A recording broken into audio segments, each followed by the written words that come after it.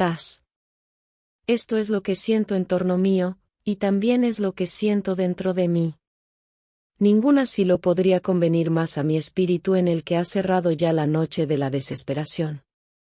Si hubiese ido para ocultar mis penas y apurar el amargo cáliz de mi dolor, a buscar un abrigo en la soledad de mis bosques americanos, allí no habría encontrado el reflejo de mi alma, porque en ellos rebosa la vida de la virgen naturaleza, porque sobre ellos se mece la fortuna con las promesas del porvenir, porque el seno de esa tierra parece estremecerse con los ruidos tumultuosos del trabajo y de la lucha, mientras que aquí en Venecia, solo se siente el aliento de la agonía y el destino.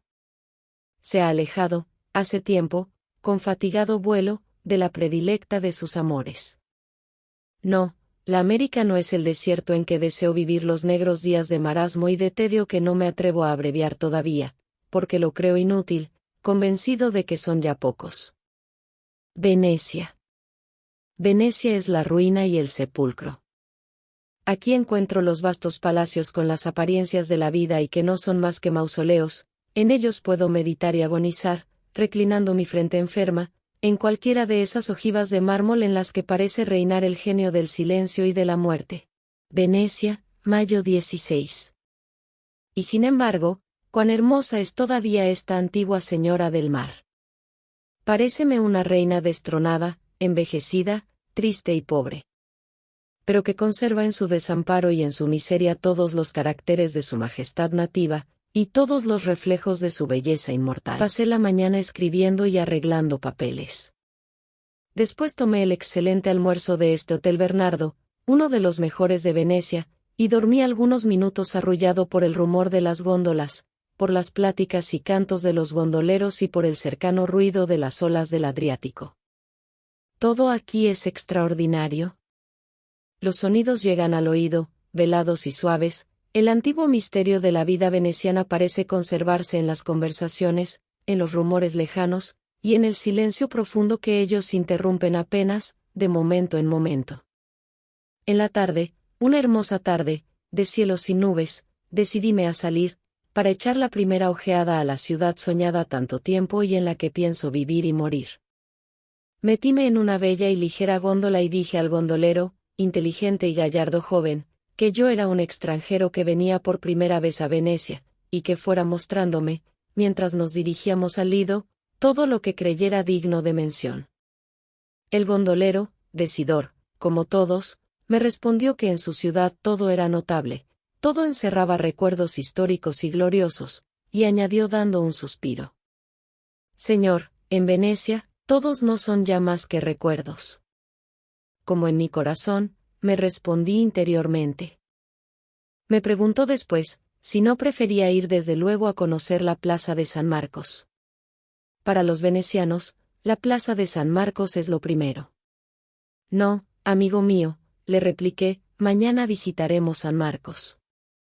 Hoy deseo ver el Lido.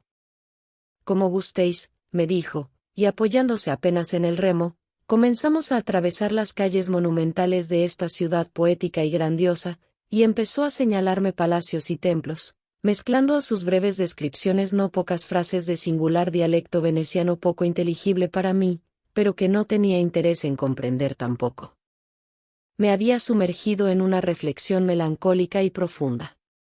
Veía y no miraba, oía sin comprender, y no escuchaba más que la voz quejosa de mi alma atormentada por implacables recuerdos. Oh, si ella estuviera aquí. Pero ella no vivía ya, y yo cruzaba, solitario y meditabundo, aquellas calles iluminadas por el sol de la tarde, pero en que las sombras de los palacios comenzaban a enlutar las aguas de las lagunas. Pensaba en ella, como siempre, sentía mi soledad, mi hastío, y mi espíritu se enlutaba también. Pronto llegamos al Lido. Mi objeto no era pasear en él, no era mezclarme en esa lengua de tierra pintoresca y encantadora. Gracioso recuerdo de los paseos de las ciudades construidas en tierra firme, sino verlo, conocerlo, forjarme la ilusión de que veía pasar, corriendo el caballo, a Lord Byron, el enamorado de Venecia. Y evocar las memorias de los antiguos días de la soberbia república, cuando aquella juventud rica y poderosa se daba allí cita, entre los jardines, y se mezclaban en las muchedumbres embajadores y consejeros, guerreros y artistas, orientales y europeos, princesas y damas enmascaradas, haciendo de aquel paseo una fiesta continua, alegre, misteriosa, dramática, con todos los atavíos de lujo y todos los encantos de la leyenda. Así, poblando aquel lugar pintoresco y animado, con los cuadros de mi imaginación, el Lido me pareció hechicero. De otro modo habríalo encontrado pálido y triste, comparándolo con los paseos de las demás ciudades europeas. Sin embargo, su aspecto no es vulgar, no se ve en ninguna parte, aquella tierra, como surgiendo del seno de mar, limitando sus perspectivas, por un lado, la ciudad, como un bosque de palacios y de cúpulas, y por el otro, las montañas y el mar azul, extendiéndose como un espejo infinito. Después de un rato de contemplación, regresamos a fin de aprovechar las últimas luces del crepúsculo que en Venecia, y en una tarde primaveral como aquella, es encantador. El sol doraba apenas con sus rayos moribundos las cumbres de los Alpes julianos, y se difundía en la atmósfera, cubriéndolo todo, un vago color de amatista, opalino y dulce. 100 góndolas, rápidas unas, lentas y rezagadas las otras, nos precedían, nos flaqueaban o nos seguían en ese regreso por el canalazo, pero mi gondolero dejó aquella corriente animada, y tomando algunas calles de través, y haciéndome pasar por varios puentes, se detuvo delante de un grande y majestuoso edificio de elegantísima arquitectura. «Ecco il Palazzo Capello», me dijo con ademán solemne. Yo alcé los ojos. En efecto, nos hallábamos delante de aquella mansión aristocrática y célebre sobre la cual flota, como una aureola luminosa y eterna, la romanesca historia de amores de Bianca Capello, de aquella mujer hermosa y apasionada cuya vida, como la tierra, tiene la mitad bañada por la luz y la otra mitad envuelta por la sombra. «Conocéis, supongo, la historia de Bianca Capello», me dijo el gondolero. «Sí», le contesté, y para impedir que me contase lo que ya sabía, y para evocar a mi sabor aquellos poéticos recuerdos, le hice señas de que me dejase, y me puse a contemplar el palacio con religiosa atención. La vaga claridad del crepúsculo me permitía observar todos sus detalles, admirar su belleza arquitectónica, examinar sus ventanas de forma antigua y sus balcones suntuosos, en los que me complacía en fingir la bella figura de la joven veneciana, como en actitud de expectativa. De repente, y al pasar mis ojos de una a otra de aquellas grandes ventanas adornadas de magníficos relieves, descubrí una encantadora forma de mujer. Sí, y no era ilusión, no era la alucinación hija del recuerdo, que me representaba allí la animada imagen de la Virgen de la leyenda, era una mujer real, alta, enlutada y hermosa, que reclinaba su lánguida cabeza en su mano de marfil, y que sumergida en melancólica contemplación fijaba sus miradas en las aguas oscuras del canal. Entonces, todavía sin soltar un extremo de la leyenda de Bianca, mi espíritu, aleteando, volvió a la vida real. Aquella aparición era ciertamente una bella mujer, triste, joven, tal vez desgraciada como yo, que la contemplaba curioso, desde el fondo de mi góndola, sin darme cuenta de por qué súbitamente mi corazón latía con violencia. ¿Quién era, pues? A las últimas ráfagas del crepúsculo que iba cediendo su dominio a la noche, podía examinarla. Como las antiguas venecianas, medio orientales, era blanca y pálida, y sus cabellos joyantes y abundosos eran negros. El cuello, hoy inclinado, era altivo, y el talle esbelto y majestuoso. Pero, ¿por qué guardaba esa actitud obstinada de inmovilidad y de tristeza? ¿Por qué no la distraían en su meditación ni las bromas de los gondoleros que atravesaban el canal lanzándose pullas en su dialecto agudo y pintoresco, ni el grito cercano de la muchedumbre agolpándose en los puentes, ni las dulces armonías de la música que salía en ondas de las ventanas vecinas, juntamente con las ráfagas de luz artificial que comenzaba a encenderse? La noche cerraba, y la joven no se movía de su puesto.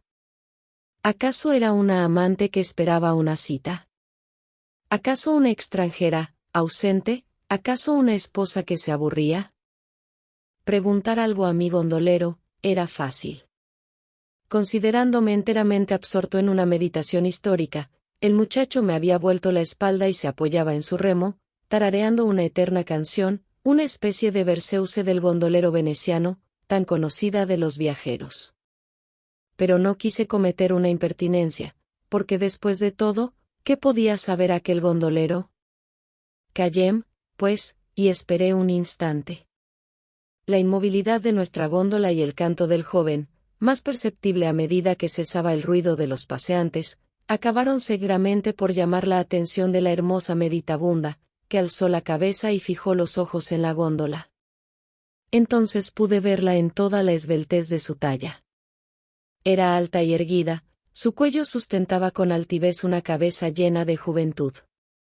Pero las sombras envolvían ya el palacio y no pude distinguir sus facciones. La imaginación me las representaba bellas y, ¿cómo no serlo? Aquel talle, aquel cuello, aquella mano, aquellos cabellos anunciaban la belleza y la inteligencia del semblante. Yo me lo forjé encantador, y aún vislumbré en él una sonrisa tímida y triste. La humedad de la noche obligó a entrarse a la joven, y el Palacio Capello se quedó mudo para mí. Lo que me pasaba era raro. ¿La curiosidad produce a veces los fenómenos mismos del amor? Di orden al gondolero de regresar al hotel, y un momento después entraba yo en mi cuarto. No quise bajar a la mesa y no tuve apetito.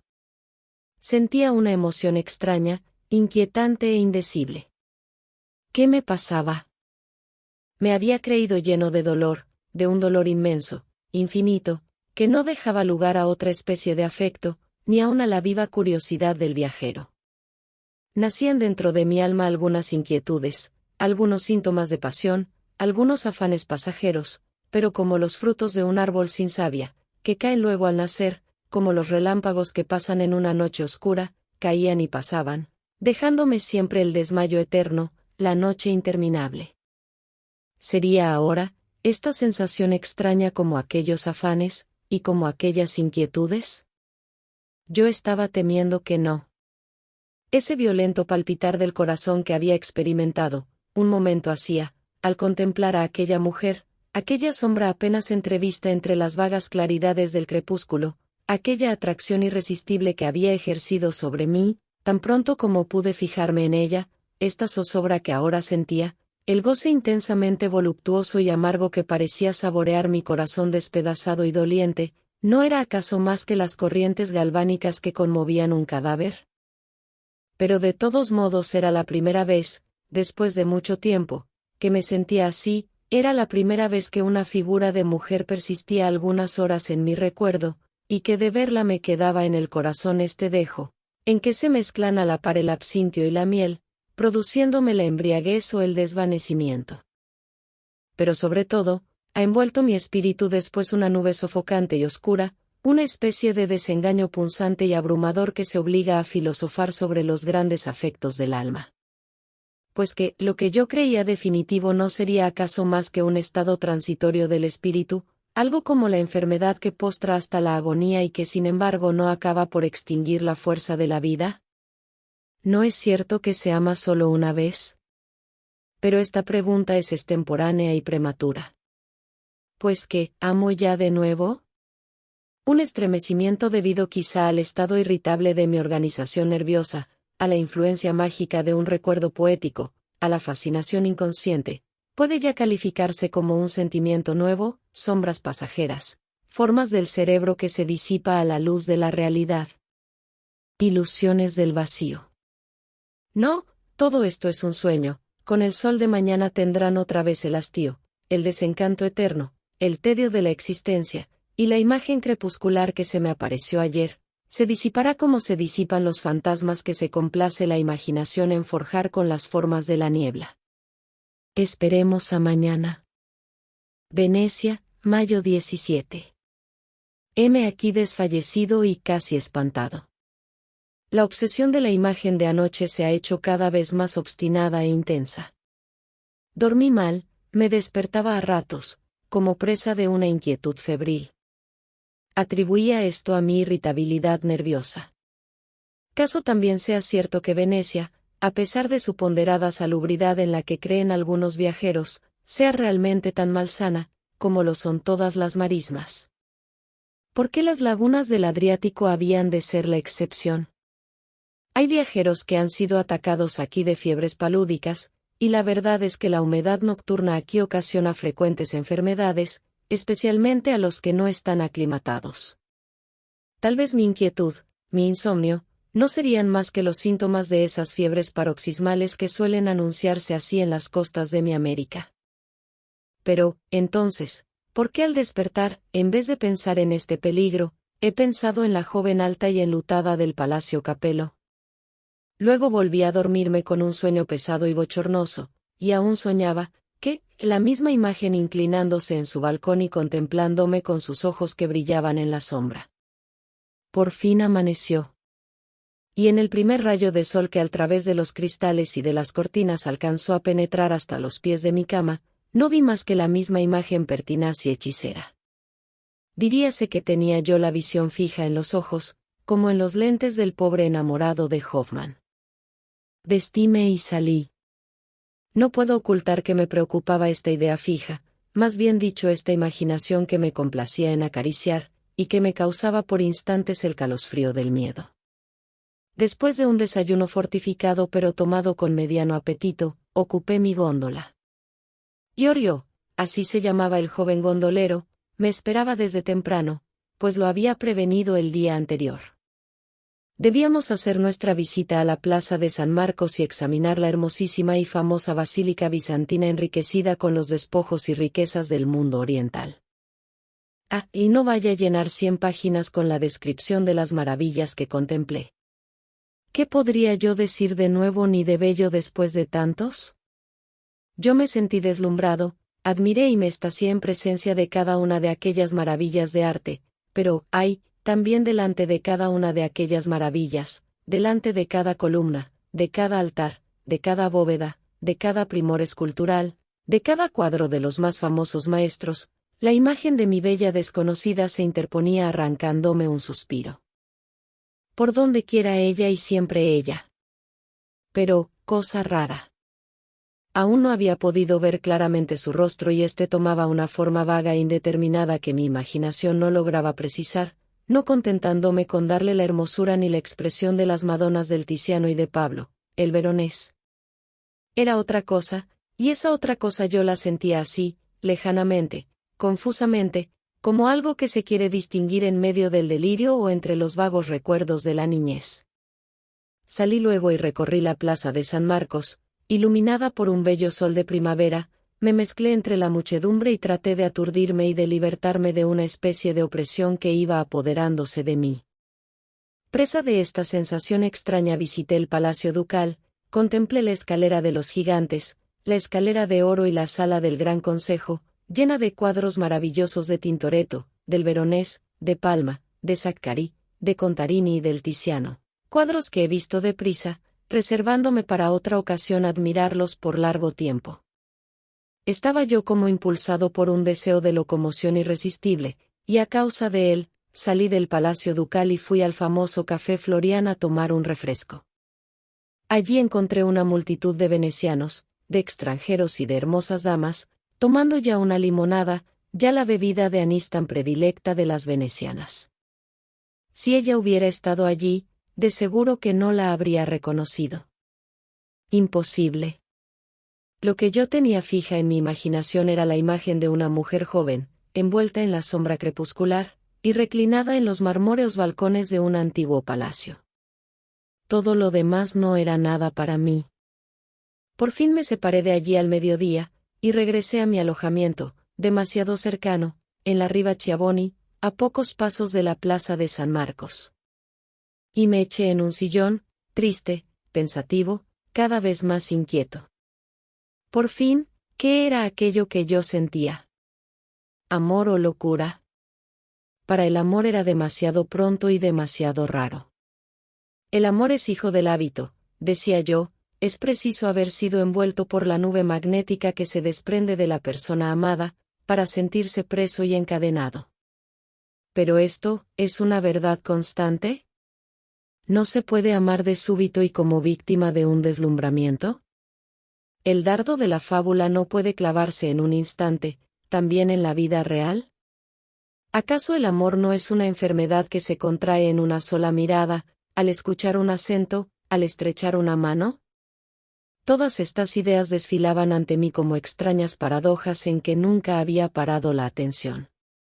Yo no había amado así nunca, pero, ¿es que se ama siempre del mismo modo? En el amor, ¿el procedimiento es siempre igual? En resumen, si esto no era amor, seguramente era locura.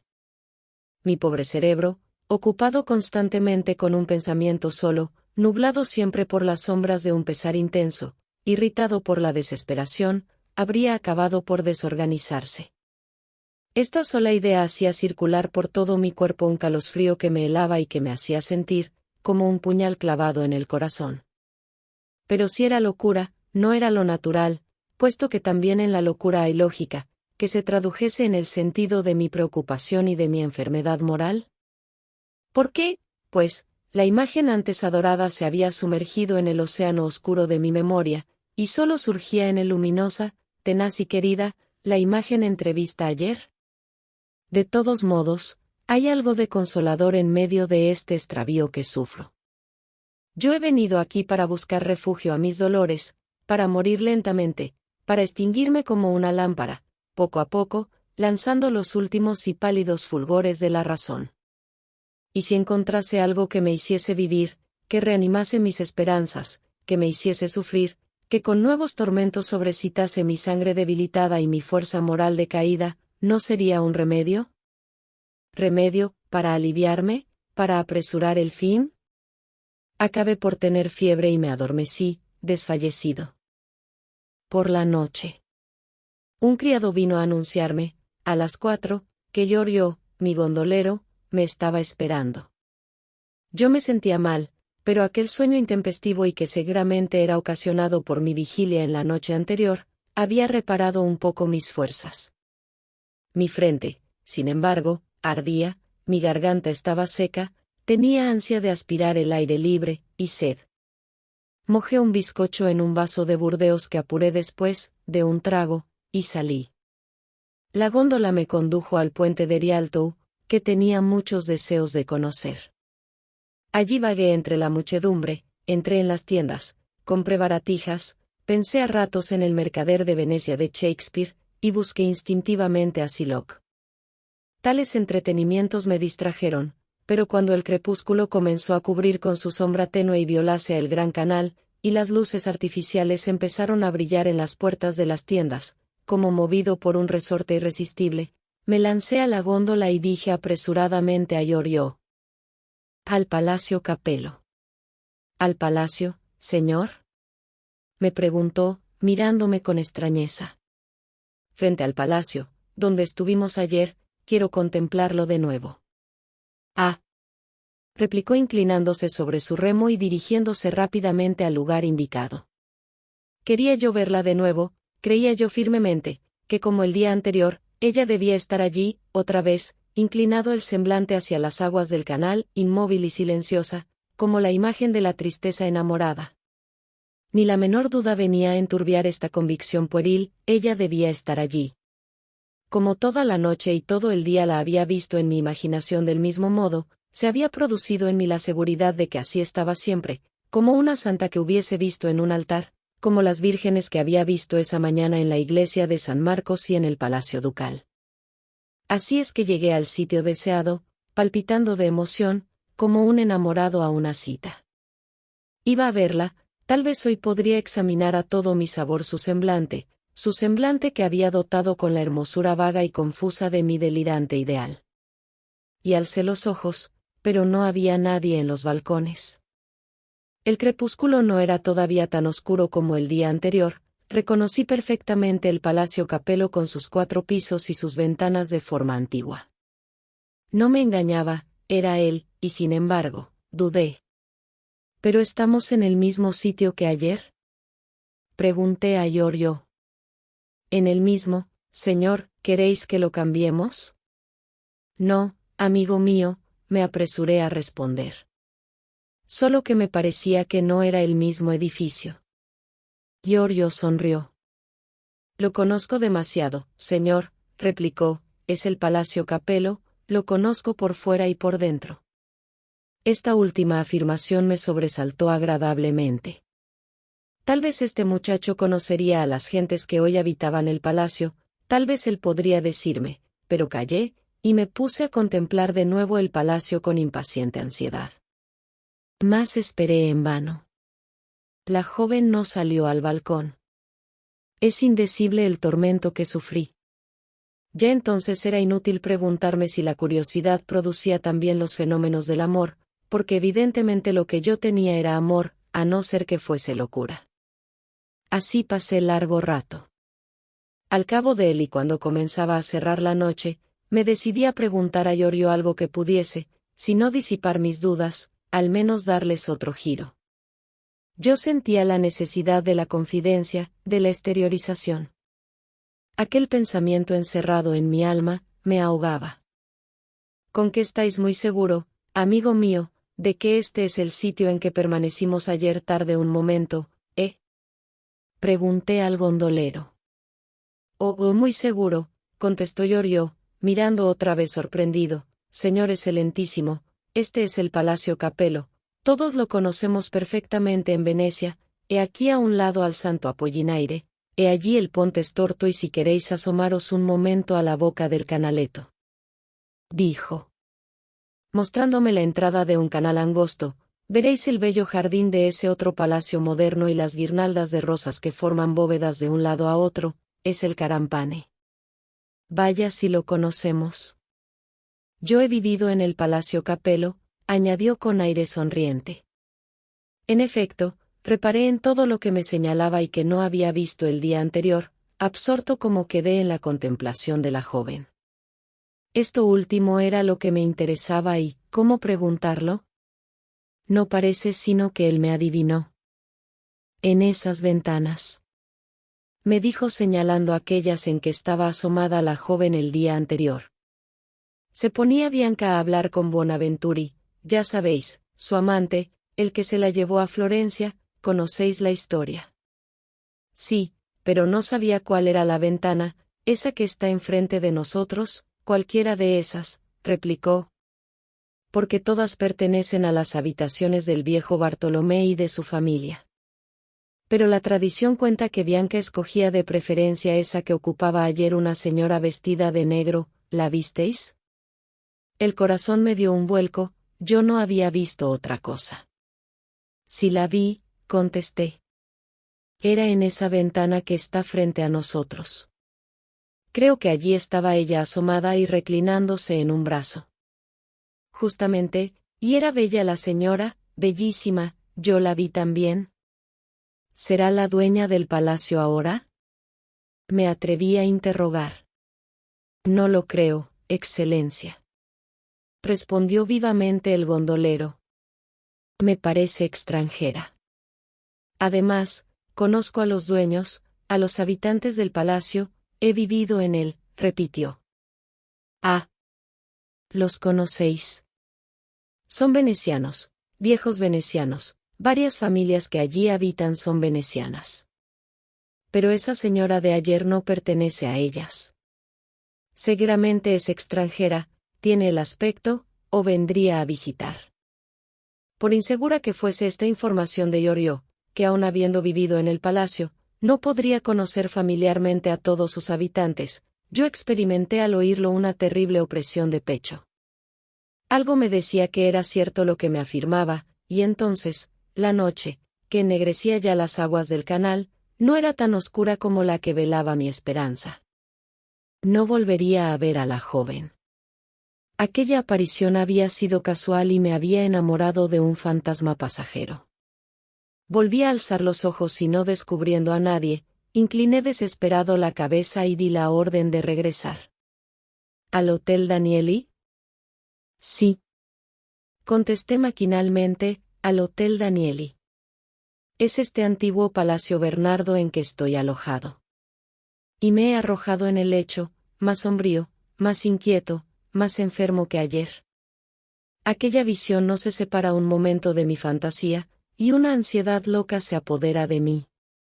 Quizá es la demencia, me parece que tengo fiebre, siento una especie de terror y comienzo a comprender en todo su peso la expatriación y la soledad. He llamado.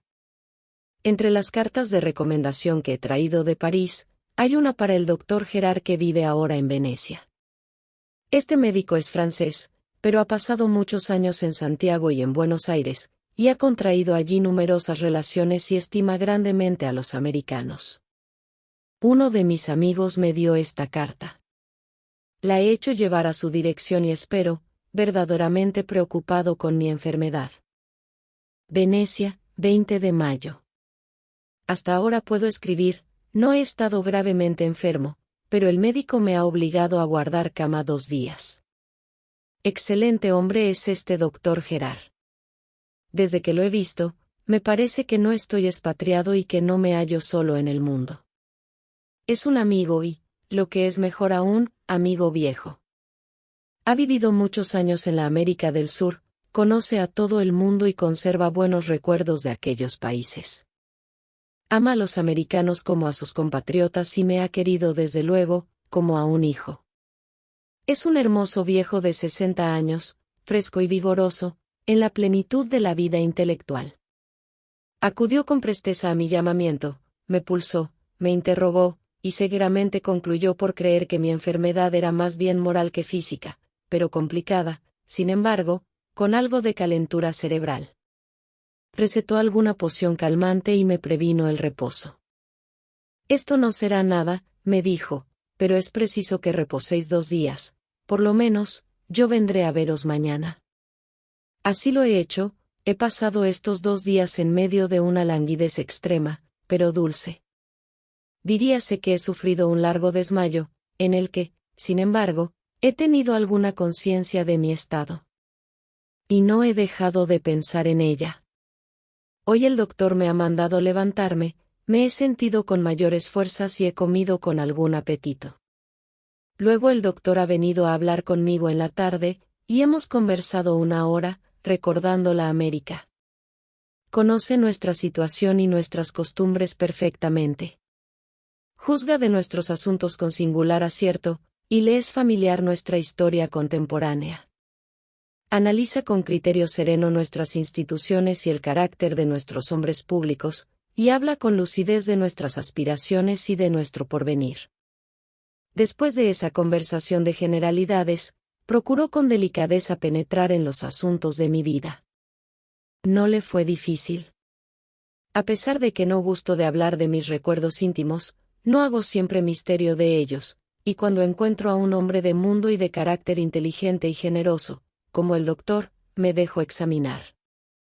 Demás, él lo necesitaba para su diagnóstico y para su aplicación medicinal. Pudo, pues, traslucir que yo había estado bajo la influencia de un pesar profundo, de uno de esos pesares que consumen la savia del corazón, que agotan la fuerza moral, y que hacen imposibles las esperanzas. Que viajaba por distraerme y aturdirme, y que buscaba, si no el remedio de mis males, si una manera de darles término lo menos tristemente posible. No lo negaré.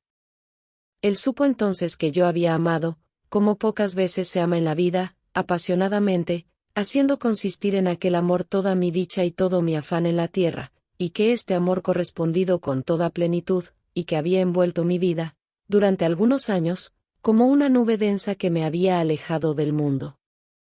Se había desvanecido repentinamente, como un sueño, como una bruma, como una visión, la muerte había venido a interponer sus sombras en medio de este cuadro de felicidad. El objeto de mi pasión había sido arrebatado por esta segadora implacable, y con ella habían desaparecido también mis esperanzas y mis únicas creencias. El mal, pues, que atosigaba mi espíritu, era incurable. La ansiedad luchaba con el imposible, y el culto de aquel recuerdo pertinaz me atraía paso a paso a la tumba. Para enfermos de esta clase la ciencia no tiene medicina. Solo la religión suele ofrecerla como un consuelo a los creyentes, o el destino concederla, como un milagro. El doctor, hasta aquí, permanecía pensativo e inquieto. Quizá atribuía en gran parte mi estado actual a esa larga lucha de vigor moral agotado con mis implacables dolores. Pero estaba muy lejos de pensar que había habido un nuevo sacudimiento en mi alma, que tal vez el milagro del destino había operado aquella revolución que me postraba, o que el estado de sobreexcitación de mi espíritu que hacía peligrosísimo cualquier nuevo sentimiento, había producido, por una transformación extraña, aquel abatimiento final. Nada le dije acerca de mi preocupación de los últimos días, temí francamente que me creyera loco. La causa de mis pesares pasados era muy explicable, muy natural, en una organización impresionable, vehemente, apasionada como la mía. Mi existencia se había como saturado en aquel sentimiento que me había poseído por completo, todo esto era lógico. Pero decirle que al llegar a Venecia, cuando traía el corazón como cubierto con el espeso escudo de mi dolor, apenas vi, y eso envuelta en las sombras del crepúsculo, a una mujer desconocida, cuando fui presa de una especie de obsesión tenaz y de una ansiedad indecible, esto era abordar la demencia, cuando no la puerilidad. Temí que un hombre tan grave, tan sabio y tan formal como el doctor, en vez de creerme el hombre de gran carácter que le revelaban mis pasados sentimientos, me juzgase uno de esos frívolos sujetos de espíritu exaltado y fugaz que pasan fácilmente de un afecto a otro, engañándose a sí mismos, y que son indignos absolutamente de la atención del fisiólogo, y de la piedad del amigo. De manera que callé y dejé al doctor a oscuras acerca del estado de mi alma. Además, aunque yo sentía que esta era la causa inmediata de mi postración actual, quizá me equivocaba, quizá en efecto no se debía sino a causas más inveteradas, más definitivas. ¿Qué sabía yo de esto? ¿Qué sabe uno de los misterios de su propio corazón? El corazón es una esfinge eterna, cuyos problemas se renuevan sin cesar. Así pues, he pasado este día. Mañana, si la obsesión continúa, si mi ansiedad se acrecienta, tal vez me vea obligado a decir algo al médico y al amigo. Venecia, 21 de mayo. Me siento dichoso, dichoso como hombre que ha soñado 5 días, que han sido siglos, y que ve su sueño convertido en realidad. Experimento una alegría loca, mezclada con las punzantes y amargas voluptuosidades de la expectativa. Una expectativa que me impacienta. ¿Qué carácter el mío? No se aviene con las lentitudes de la vida normal, con la lógica de los sucesos. Sufrir, para mí, es morir, esperar, para mí es una tortura. No tengo la noción del tiempo, mi pasión es siempre mi clepsidra. Pero narremos. Vino el doctor temprano y me hizo alistarme para salir. Ahora tengo tiempo, me dijo, y voy a acompañaros a dar un largo paseo. ¿Lo necesitáis? Iremos primero a los jardines de la Punta de la Mota. Aspirar el aire de la mañana bajo los árboles y el gran aire del mar os hará bien. Luego reposaréis y en la tarde visitaremos la Giudecca. Efectivamente, dimos un largo paseo en el jardín y aspiré a bocanadas aquel aire cargado de sales, que fue un banquete para mis pulmones debilitados. Regresamos después y almorzamos con excelente apetito. El doctor me abandonó un momento para ver a algunos de sus enfermos y a las 4 volvió a reunírseme. Nos deslizamos a lo largo del canal de la Giudecca y visitamos este lugar, uno de los más pintorescos y característicos de Venecia. Pero al descender la tarde y como el doctor quisiera mostrarme la dogana del Mare y otros edificios, al entrar en el gran canal, yo rogué que fuésemos al Palacio Capello, que era el objeto de mis ansias no aplacadas, sino antes bien exacerbadas por una clausura de 3 días. Pareció tal demanda extraña al doctor, pero sin oponerse a ella, me preguntó si tenía alguna mira especial en ello. Yo dando orden a Iorio de que tomase aquella dirección, le respondí: hace tiempo, desde América me ha interesado la historia romanesca de Bianca Capello y he pensado hacerla asunto de una leyenda poética. Ahora que estoy en Venecia, deseo conocer el palacio y estudiar lo que puede llamarse el color local. ¿Qué os parece? Muy bien, contestó el doctor. Perfectamente, yo os mostraré las ventanas de Bianca, la casa en que estaba situado el banco de los Salviati, tíos del pobre joven Pietro Bonaventuri. Después tendréis que ir a Florencia para conocer la casa en que sirvió de escondite a los amantes y el palacio de los Médicis, en donde se operó la transformación de la ardiente joven veneciana. Es una historia singular esa, y que ofrece un estudio terrible del corazón de la mujer. ¿Cultiváis la poesía? Algunas veces, le respondí, como una distracción de mi tristeza. Es un consuelo, en efecto, repuso el doctor, pero a veces se convierte en tóxico. Para los caracteres poéticos, cuando son desgraciados, la poesía se convierte en el buitre de Prometeo. Es la pena de los inmortales. Ciertamente, y ¿cuánto tiempo hace?, le dije, que he conocido esa verdad cruel. Tal vez la exaltación de mis sentimientos y de mis dolores no se deba sino a ese extraño privilegio del destino. Pero es ineludible, como la muerte.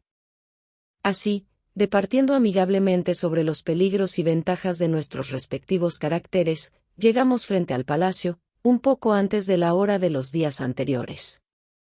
El sol no se ponía aún. Iorio hizo alto en el sitio en que habíamos estado la última vez.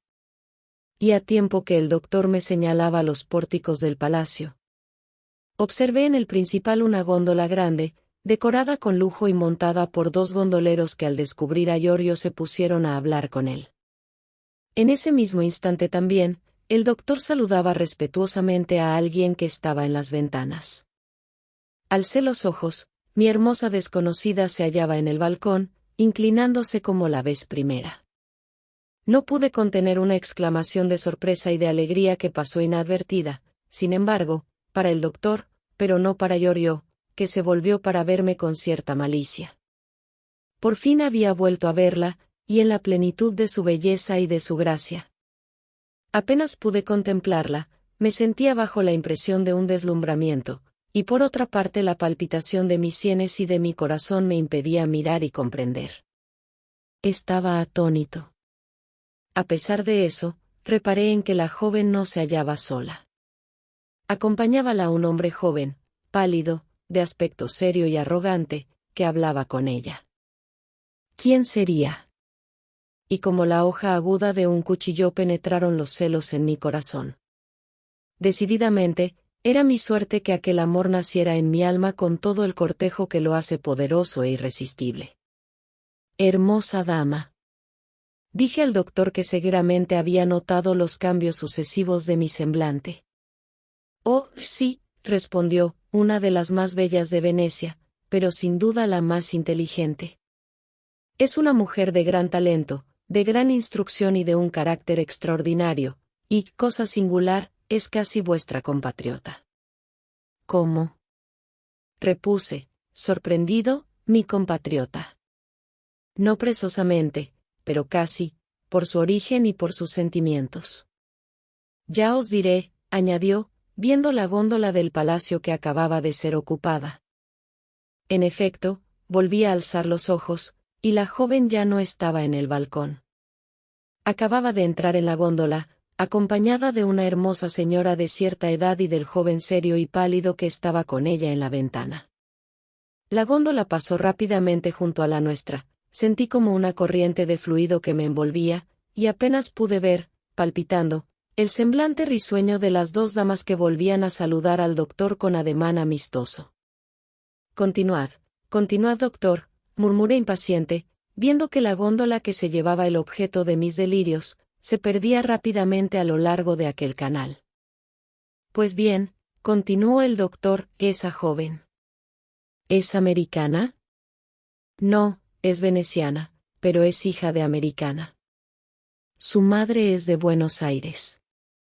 Su padre era veneciano también, y después de haber seguido las vicisitudes de Garibaldi, ejerció durante mucho tiempo el comercio en el Plata.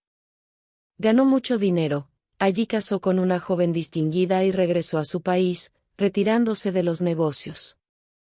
Desde entonces residió en Venecia, aquí nació Atenea, así se llama esa joven, pero su padre, desde que era muy pequeña, la envió a educarse en Londres y en París, hasta que ya formada la hizo volver al seno de su familia, pocos años antes de que él muriese. Hace uno que murió y, como veis, aún lleva luto. De modo que ahí tenéis una mujer enteramente europea por su educación, pero en quien domina, según mis observaciones, el fondo del carácter americano. Naturalmente esto debe atribuirse más que al origen, al influjo de la madre, que es una de esas adorables mujeres argentinas y uruguayas en quienes se unen en extraño conjunto, la dulzura inefable de las vírgenes indias, con cierta fiereza salvaje que les da el aire de leonas cuando las agita la pasión. Ese tipo es único en el mundo, y era, cuando viví en América, el objeto constante de mi estudio y de mi admiración. Yo no conocía a la madre de Atenea en Buenos Aires. Ya estaba ella en Europa cuando residí algunos años en aquella ciudad. Pero conocí a sus parientes con quienes cultivé estrecha amistad. Nos encontramos después en París y en Roma, cuando viajaba en unión de su marido y de su hija, y naturalmente, sabiendo que yo había residido largamente en su país natal, que conocía a su familia y que amaba a su patria, pronto nos hicimos amigos. Más tarde decidí fijarme en esta ciudad que es la de su residencia habitual, y llegué a ella desgraciadamente cuando el pobre viejo moría. Desde entonces, como debéis suponer, soy uno de sus íntimos amigos, y a fe que su amistad es uno de los mayores encantos que tiene para mí la vida veneciana. Viven muy cerca de vuestro hotel, en la rica Chiavoni, reciben con gusto a los extranjeros, con amistad y regocijo a los americanos, su círculo es pequeño, pero escogido. Doctor, le interrumpí, sería yo muy dichoso si quisierais presentarme. Iba a proponérselo, nada podría seros más grato que esta relación en la que encontraréis la hospitalidad familiar de vuestro país, juntamente con las gracias de la elegancia europea. Hablaréis español con la madre y todas las lenguas de Europa con la hija. Hablaréis de las pampas, de las montañas, de los ríos y del sol, con vuestra compatriota, y de los filósofos, de los poetas y de los novelistas con Atenea. Vos sois un poeta, ella es una extraña soñadora, un carácter irregular como mujer, pero sorprendente como pensadora. ¿Irregular como mujer? Pregunté, no comprendiendo bien la calificación. Sí, contestó el doctor, irregular si queréis ajustarla a la norma común. Ella es excepcional. Su organización, su talento altísimo, su educación verdaderamente extraordinaria, sus viajes, el género de sus estudios, le han dado un carácter independiente, tan raro, pero tan adorable en su rareza, que si la tratáis, vais a ir caminando de sorpresa en sorpresa, como si marcharais en un país nuevo y extraño. Pero, sabéis, doctor, que habláis de esa joven como de una maravilla, no, precisamente. No he querido deciros eso, pero novedad, sí, es una mujer digna de estudio. Su tipo peculiar la hace interesante, podrá causar extrañeza, pero siempre admiración. Es un astro que no recorre la órbita ordinaria, pero que tiene mayor luz que los otros. Bien, me habéis hablado de su talento y de su carácter. Pero en cuanto a su corazón, porque en fin, es una mujer, y debe dar el interés que todas al amor, al gran asunto del alma. Esa es la órbita común, repuso el doctor sonriendo, en esto, como en todo, Atenea es extraordinaria. A su edad, las mujeres han consagrado su atención al amor, porque también el amor les ha hecho sentir sus leyes, su yugo incontrastable, puede decirse. Pues bien, Atenea se ha escapado de esa servidumbre. Es realmente la severa Palas Atenea, la bella diosa de cuello blanco y erguido que nunca se ha doblegado. Pero es singular. Muy singular, prodigioso. Ese es un profundo abismo de su carácter. ¿Quién podría asomarse con una antorcha para sentir lo que hay en él? Yo soy viejo, conozco algo el mundo, he tratado a bastantes mujeres, y algunas de ellas muy fuertes, conozco mucho a Atenea. Pues bien, os aseguro que en lo que sé de ella no hay una debilidad, quiero decir, algo que encadene sus sentimientos a la vida común. Estoy seguro de que no ha amado, de que no cree que pueda amar. ¿Es escéptica por sistema? Tal vez, solo por el sistema y la convicción podría explicarse una imperturbabilidad tan olímpica, como esta. Pero, ¿cómo podéis asegurar que allá en su tierna juventud, en Londres, en París, en Viena, no haya alimentado alguna vez un sentimiento que dejara hondas huellas en su corazón? En efecto, penetrar en tales intimidades sería aventurado. Podría desmentirme el hecho, un hecho recóndito y oscuro, un hecho que viniese en el fondo del espíritu, velado como el secreto de un crimen. Pero no lo creo, secretos como esos escapan a los ojos del extraño, pero se revelan 100 veces cada día ante la mirada experta del amigo, del fisiólogo y del confidente. Yo soy el amigo viejo de la casa, soy un padre para Atenea, más todavía soy un amigo íntimo, el amigo que consuela en las horas de sombra y de tristeza indefinible que suelen nublar aún a los espíritus más serenos. No, esa joven no ha amado jamás. ¿Y ese caballero que la acompaña? Ah, dijo el doctor, encogiéndose de hombros, ese es justamente una piedra de toque. Es un abejorro que se quema en la llama. Es un enamorado, un banquero. ¿Un banquero? Sí, un banquero, pero nada más que un banquero que busca una mujer hermosa para casarse con ella y sostentarla, como su palacio, sus cuadros, sus joyas y sus riquezas. Un necio afortunado. Atenea no es capaz de amar, pero en todo caso, no amaría a un hombre que nada significa sin su caja. No es rica y aún puede llamarse pobre en Europa, donde el lujo crea necesidades diarias y donde se despiertan apetitos insaciables. La fortuna que le dejó su padre es pequeña, y con ella solo puede obtenerse la independencia, pero Atenea es una mujer para quien el dinero es lo último en la vida, lo cree seguro siempre, porque confía en ella. Observad que las mujeres de talento que poseen conocimientos variados y extraordinarios no dan gran importancia al dinero. Eso se queda para las huérfanas del trabajo y de la inteligencia, para las ricas ociosas que vegetan en la ignorancia y que, ávidas de lujo, tiemblan sin embargo al solo pensamiento de que pueda faltarles alguna vez la herencia del padre o la caja del marido.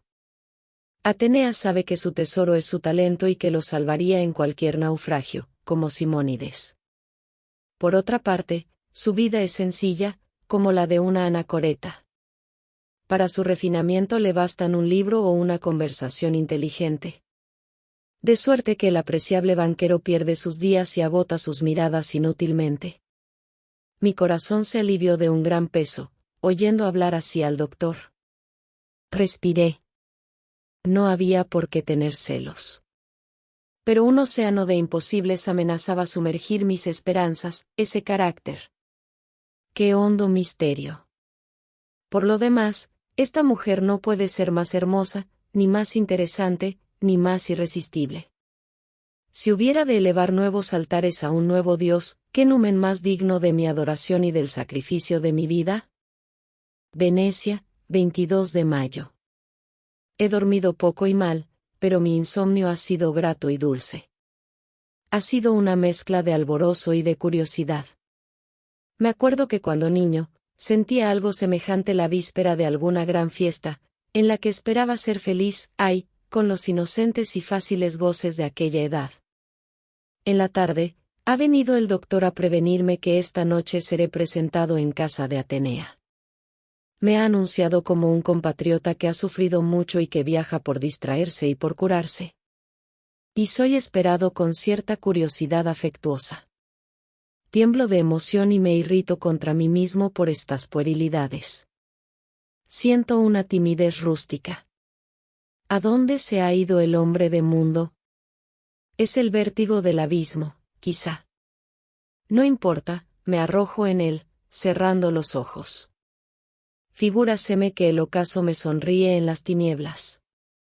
Venecia, 23 de mayo. Qué dolor tan punzante en el corazón. Qué nieblas en el alma.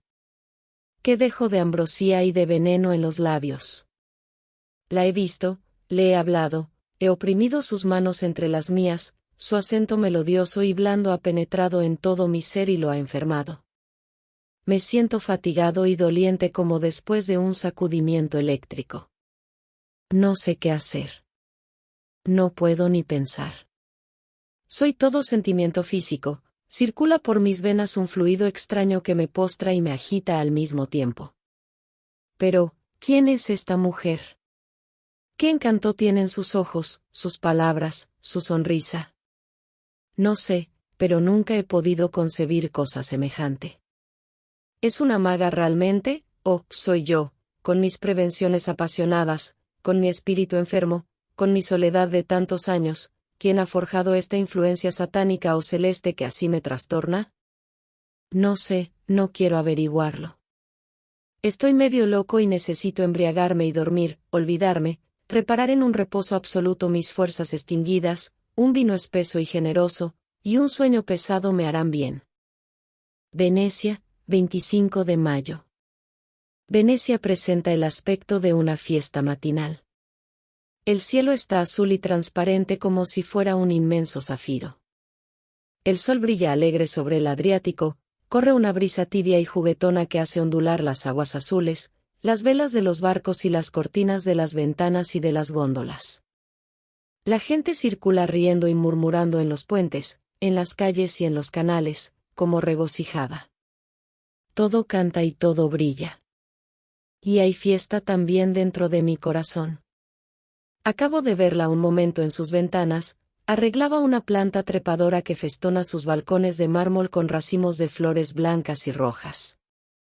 Me detuve a contemplarla. Ella examinó las flores y luego tendió la vista al mar, que se dilataba a su frente, azul, tranquilo, inmenso. Después me ha visto, una sonrisa graciosa entreabrió sus labios y me saludó, inclinando la frente. Y yo sentí, al ver aquella sonrisa, la frescura y la claridad del alba en mi espíritu. Y entré en mi hotel con insensata alegría. Ahora es un placer para mí, escribir. Antes de anoche fui presentado a ella. Con qué alborozo verdaderamente infantil me preparé a este acto solemne y en el que yo esperaba algo definitivo para mi existencia. Con qué gravedad y recogimiento religioso me acercaba a su casa. Pero, con qué timidez casi rústica penetré en ella. Diríase que jamás había yo pisado un salón, que acababa de abandonar la vida del campo y de los bosques para entrar por vez primera en la sociedad. Tal fue la opresión de pecho que sentí, me acometió una especie de entumecimiento y de parálisis. El doctor reparó severamente en mi emoción. ¿Qué os pasa?, me preguntó. Nada, le contesté, un ligero malestar, vestigio tal vez de la enfermedad pasada. Y sin embargo, os sentíais muy bien antes de salir. En efecto, y esto no es nada, la humedad tal vez me ha causado una ligerísima impresión. Ya estoy bien. Diciendo esto, subíamos las magníficas escaleras de mármol que conducen al primer piso en que se halla la habitación de Atenea. El doctor se anunció. Mi corazón comenzó a palpitar fuertemente. Se nos hizo entrar y se oyó la voz dulce y clara de la señora que decía en el fondo del salón: «Buenas noches, doctor Gerard». En cuanto a mí, estaba como deslumbrado y me había avanzado manteniéndome como oculto tras el doctor. El salón, aunque forma parte de un edificio de carácter antiguo, como todos los de Venecia, es por sus dimensiones y por su aspecto un salón enteramente moderno. Ni pequeño, ni grande, decorado con gran gusto, alta chimenea artísticamente labrada, espejos, esos famosos espejos que no tuvieron rival en el mundo, jarrones antiguos con admirables flores naturales, flores por donde quiera, y bellas pinturas antiguas y modernas. Todo pude abarcar a la primera ojeada y a la luz de hermosas lámparas de gas que pendían del techo artesonado con primor. Es un salón en que el lujo se asocia bien con el gusto artístico. Había allí 4 o 5 personas. El doctor me presentó a la señora, que me recibió con una amabilidad y distinción de gran dama. Luego se avanzó hacia donde estaba Atenea junto al piano, de cuyo asiento acababa de levantarse. Así es que pude contemplarla en toda la gallardía de su talle majestuoso y esbelto. Pero estaba yo ofuscado y apenas pude verla y murmurar un cumplimiento respetuoso, a pesar de que ella me animaba con una sonrisa encantadora. El pálido banquero, el inseparable banquero se hallaba a su lado, y no sé, pero a pesar de las seguridades que me había dado el doctor, de nuevo un sentimiento de celos punzadores me atravesó el corazón.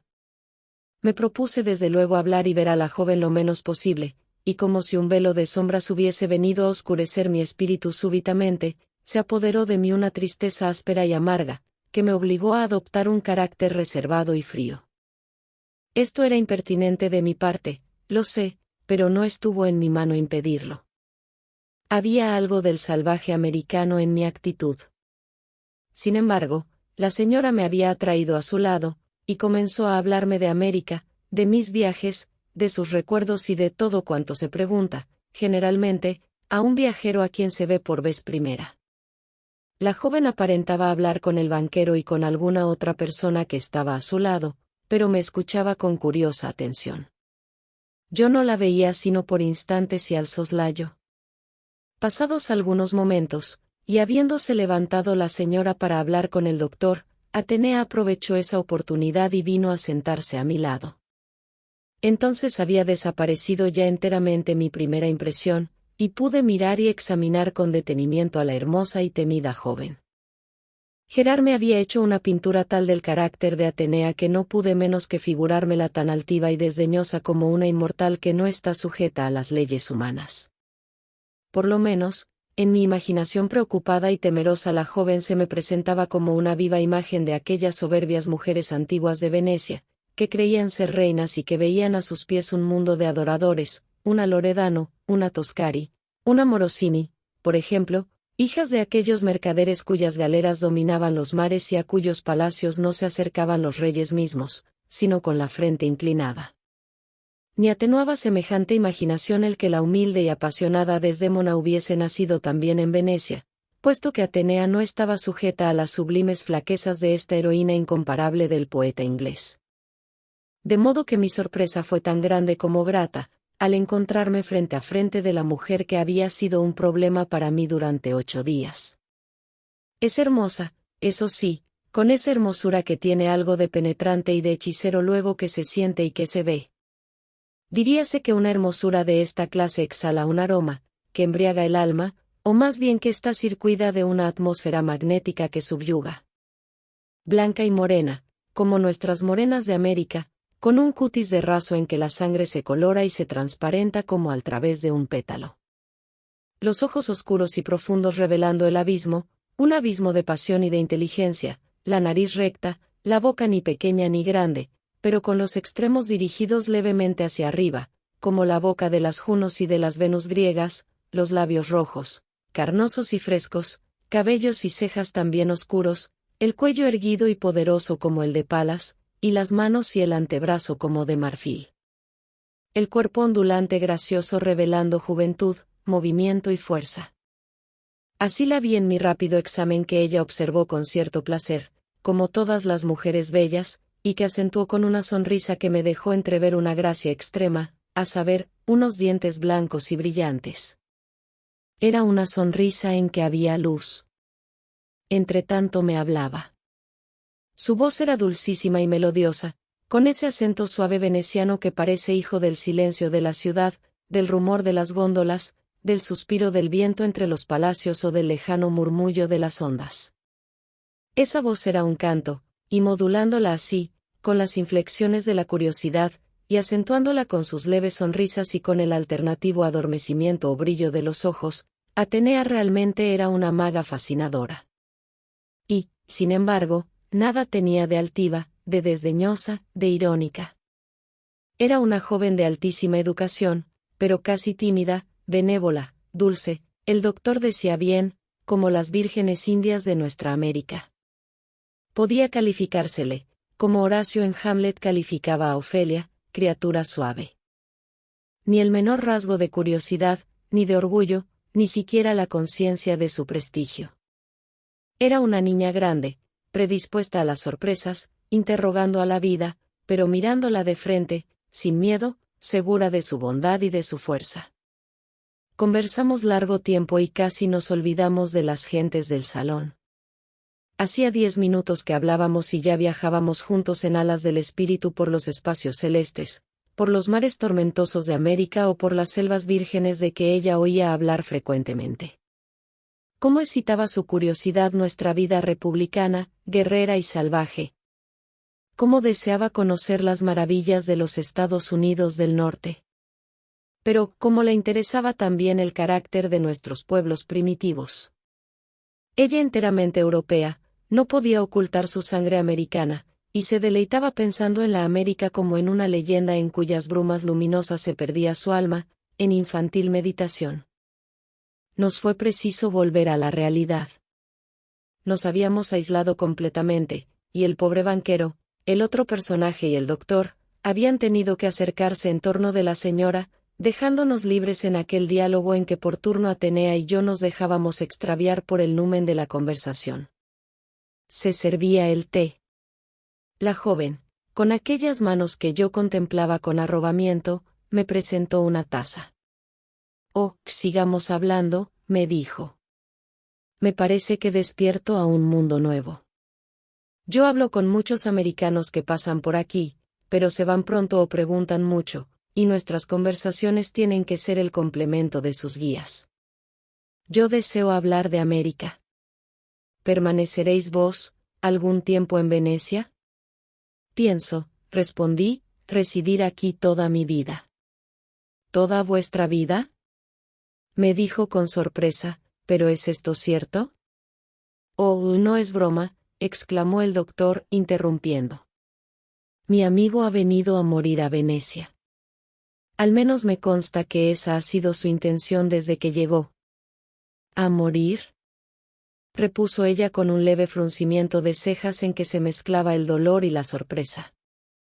Sí, a morir, respondió el doctor, a morir cuando el cielo lo disponga, pero eso no quiere decir que piensa no moverse de aquí hasta que llegue esa hora fatal. Ya os explicaremos eso, mi hermosa amiga. Es singular, dijo muy seria Atenea. De modo, añadió la señora, que abandonáis nuestra América como yo. Precisamente, señora, repliqué. Pero, ¿no tenéis familia allá? Tengo parientes, lo mismo que he tenido el honor de oíros, que lo tenéis vos. Pero familia íntima, padres, hermanos, esposa, hijos, todo lo que forma un lazo que enlaza a uno al suelo, eso ha desaparecido. Soy solo, allá como aquí, y sin embargo. La patria, concluyó la señora tristemente. Es cierto, señora, la patria es bastante, pero hay ocasiones en que es preciso despedirse de la patria como es preciso despedirse de la vida. Lo adivino, dijo en voz baja Atenea al doctor, allá pasan cosas horribles que también vemos en Europa, aunque con menos frecuencia. La proscripción política. Sí, contestó el doctor también en voz baja, pero esta vez no es la política lo que proscribe a mi amigo. Es otro poder más terrible, es el dolor. ¿El dolor? Preguntó ella con vivo interés. Pero el doctor conoció que había ido demasiado lejos, que quizá había cometido una indiscreción, y pidiéndome perdón con los ojos, se alejó de la joven. Esta se acercó de nuevo a mí. Pero es cierto, me preguntó, ¿que habéis venido con la resolución de vivir aquí para siempre? Muy cierto, señorita, le contesté, y le dije brevemente cuáles eran los motivos que me habían hecho escoger a Venecia para residir en ella, ocultándole, por supuesto, el de que me parecía una ciudad de ruinas. Le referí enseguida el cómo la había conocido hacía 8 días, ocultándole también que había sido objeto constante de mi preocupación. Sí, le añadí, que en aquella hora y pensando en aquella leyenda veneciana, su imagen me había hecho soñar, me había hecho perderme en una meditación poética. Ella me escuchó pensativa. De repente, como saliendo de un éxtasis, murmuró: «Es singular». Y luego añadió con timidez y curiosidad: «¿Con qué sois presa de un pesar inmenso? ¿Cómo sabéis?». Iba a responderme, cuando la señora la interrumpió. «Puesto que os proponéis vivir en Venecia, espero que contaréis con nuestra amistad y que nos veréis frecuentemente. Todas las veces que pueda y que me lo permitáis. Será una felicidad para mí. Siempre que tengáis tiempo, sois un compatriota, necesitáis hablar de nuestra patria común, yo también lo necesito. Así es que podéis venir todos los días. Estamos siempre en casa a esta hora». Y nos despedimos, llevando yo no sé si la felicidad o la muerte en el alma. Di la mano a Atenea con timidez y respeto. Ella me la estrechó, como una amiga afectuosa. ¿Será su manera? ¿Cómo saberlo?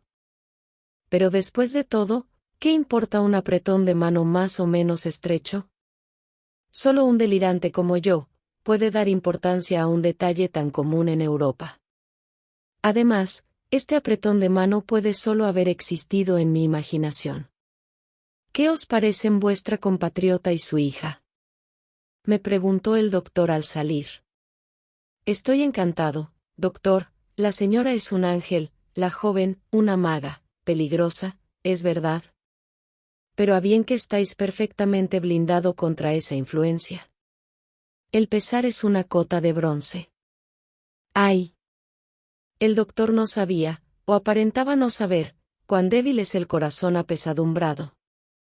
Volví a mi alojamiento en el estado que ya he descrito.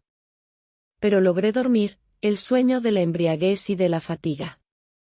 Ayer pasé la mañana meditabundo y triste, ansioso de soledad y de silencio. He recordado 100 veces las menores palabras de Atenea, su acento, sus miradas, su actitud.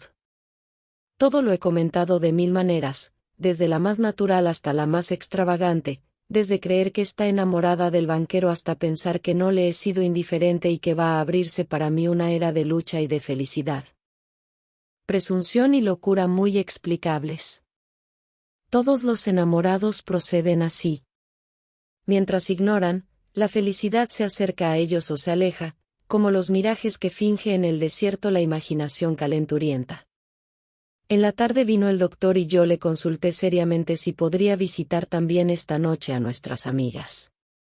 Es claro, amigo mío, puesto que os han autorizado y lo deseáis, nada me será más grato, doctor.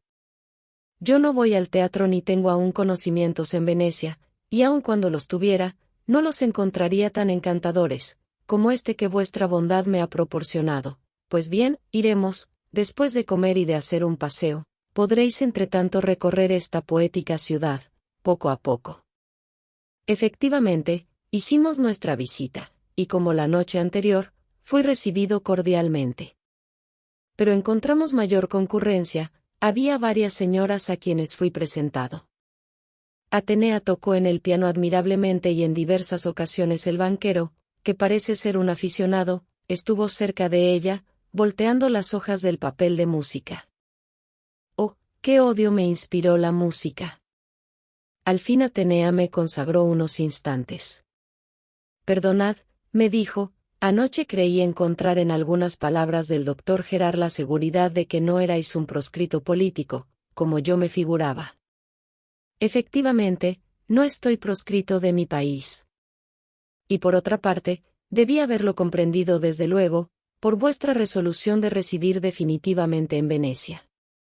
Los proscritos políticos viajan, añadió sonriendo, mientras que sus enemigos dominan, pero se mantienen siempre pendientes de sus esperanzas, y no bien cae el gobierno proscriptor, cuando vuelan a su país, es cierto, y yo no pienso volver al mío.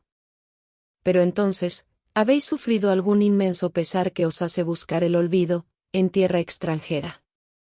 ¿El olvido no sería bastante?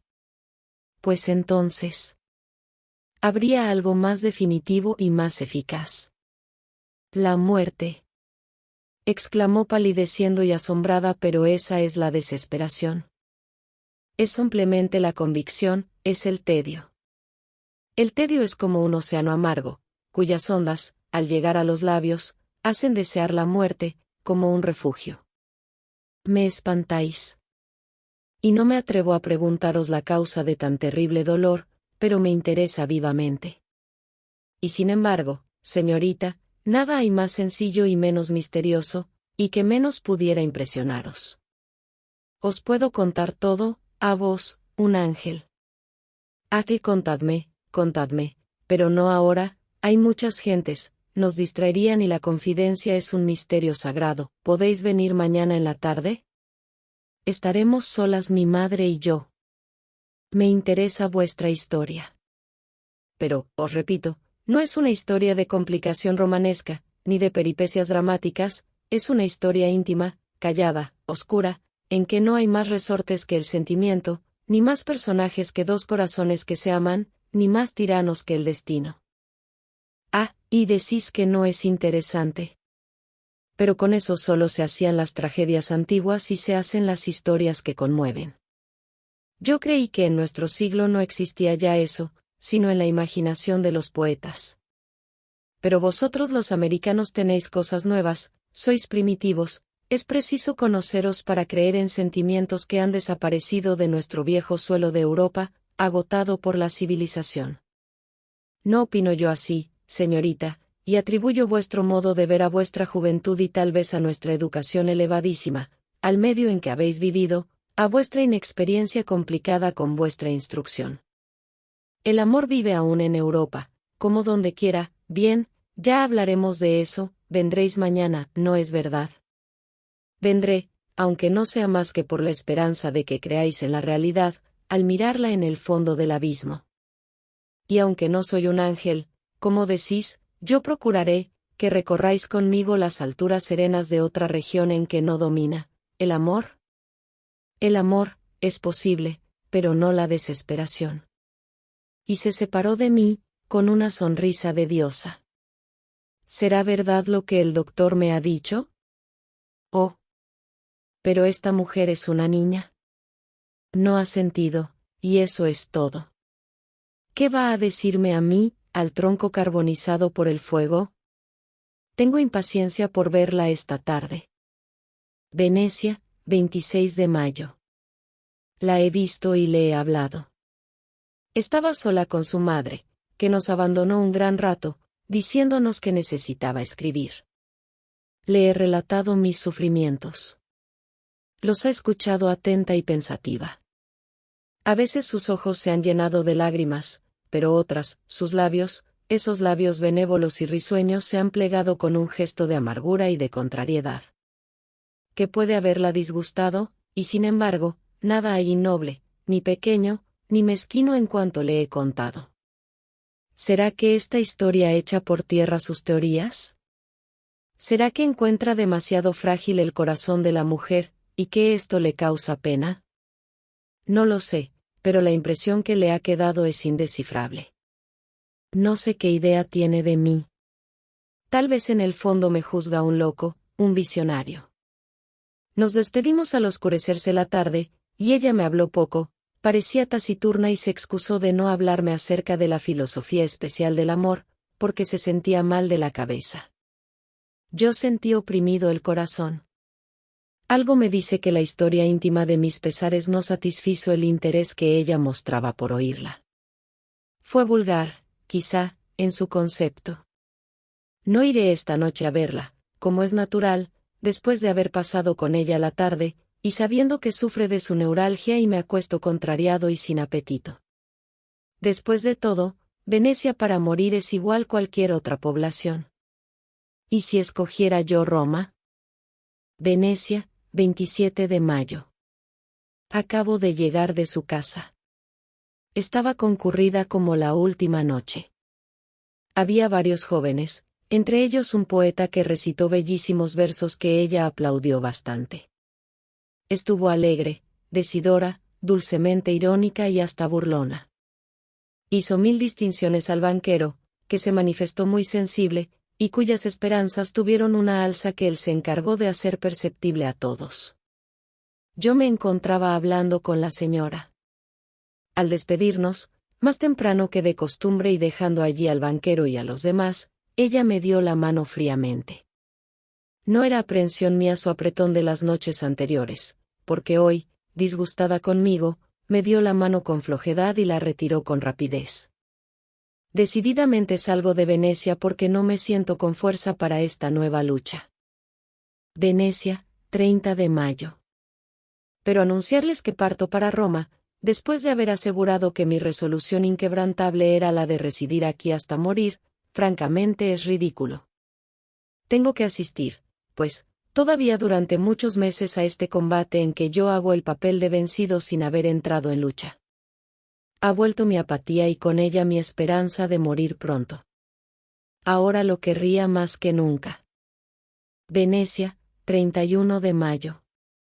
Os veo triste y enflaquecido, me dijo anoche, llevándome a una ventana, mientras tocaba al piano una de sus amigas. ¿Acaso seguís minado por la desesperación?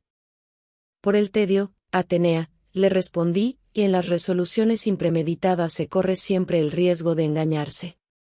Yo no conocía Venecia y creí que era la ciudad que me convenía para pasar los últimos días de silencio y de quietud. ¿Y no os encontráis a gusto?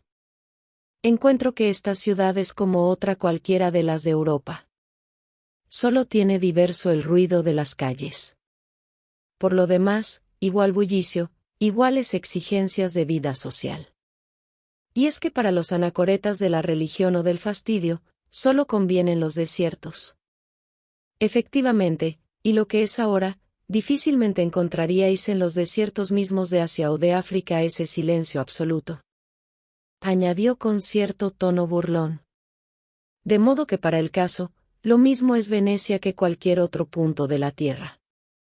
Quedaos y os convenceré de que si sufrís así, lo debéis a vos mismo, a vuestra imaginación privilegiadamente exaltada y sobre todo, a una circunstancia en que he pensado mucho.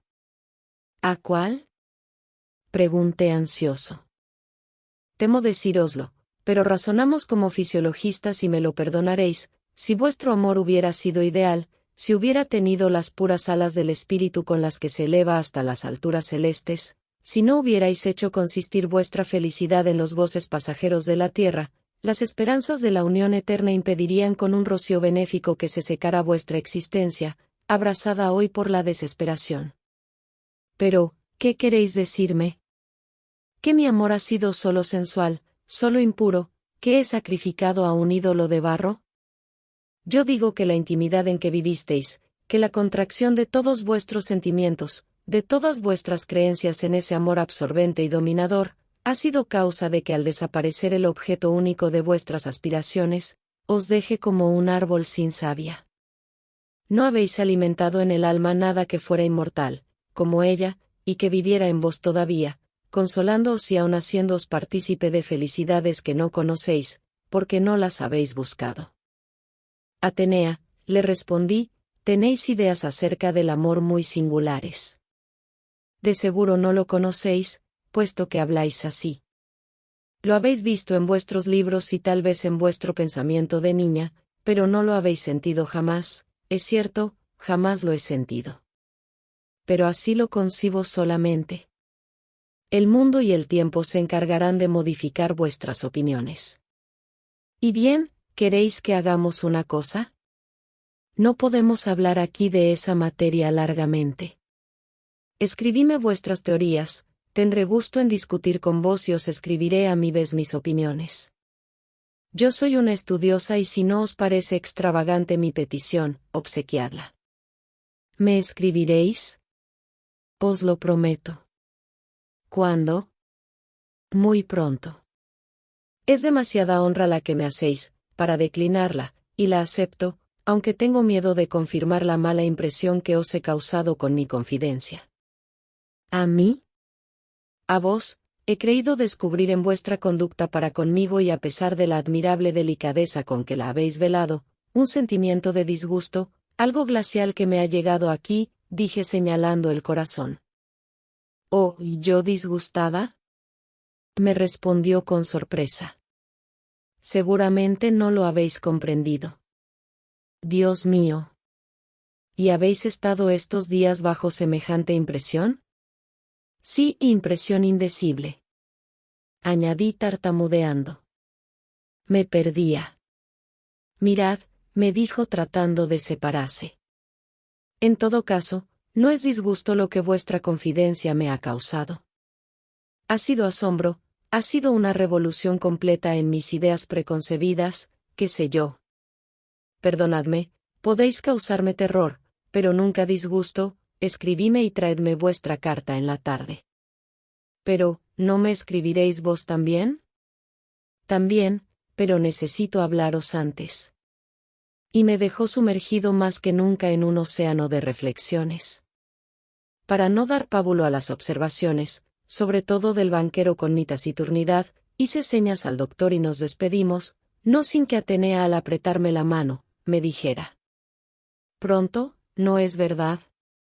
«Muy pronto», repetí. Venecia, 2 de junio. Qué singular capricho.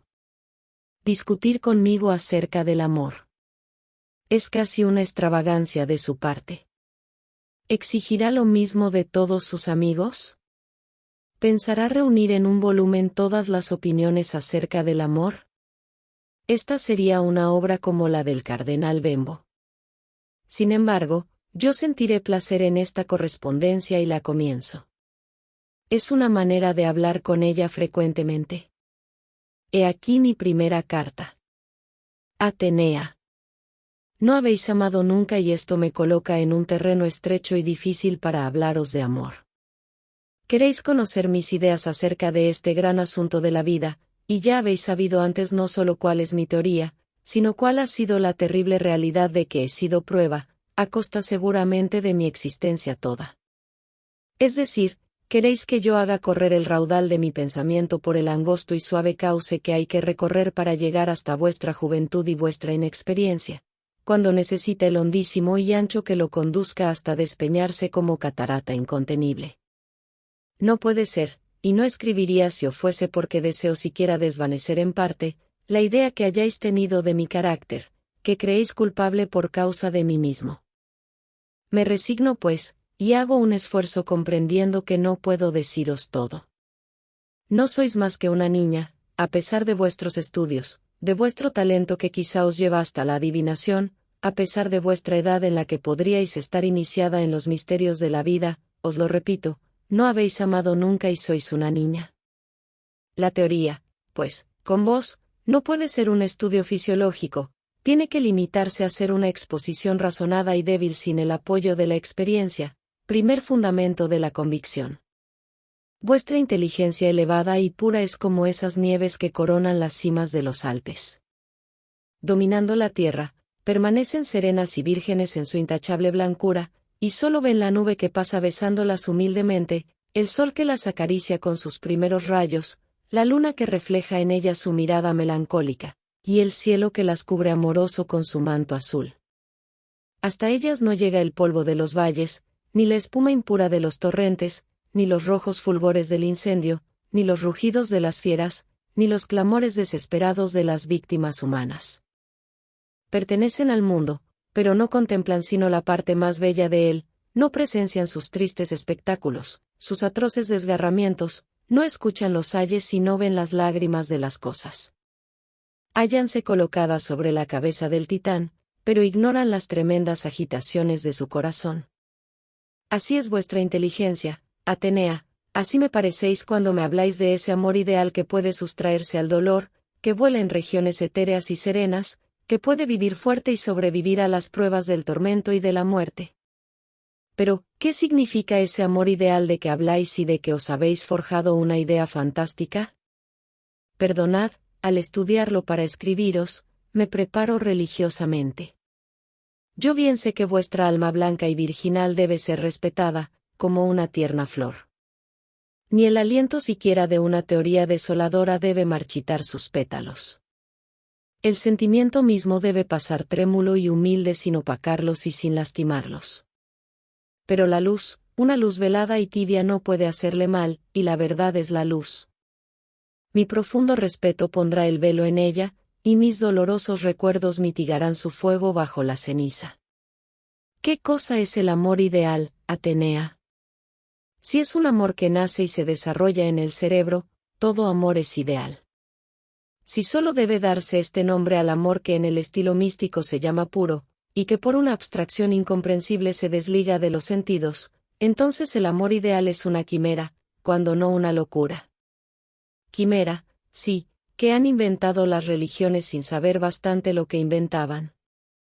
Quimera que ha producido extrañas aberraciones y que ha dado lugar a no pocos errores. La religión la hizo vivir en el fondo del sentimiento místico, como una esperanza contra la cual protestaban siempre el pensamiento que no la comprendía y la organización que se rebelaba contra ella. El amor místico ha sido en la Edad Media, y aún después, aún hoy, el cáliz vacío en cuyos bordes han quemado sus labios sedientos todas sus víctimas, sin lograr arrancarle una sola gota en que apagar su sed. Pensadlo bien, pensad en esas pobres vírgenes enamoradas del ideal y que se arrancaban voluntariamente a las leyes de la naturaleza del mundo para encerrar en un claustro su corazón rebosando juventud y fuerza, y su alma llena de aspiraciones infinitas que sólo creían satisfacer en el silencio de la contemplación y en la comunicación directa con el cielo.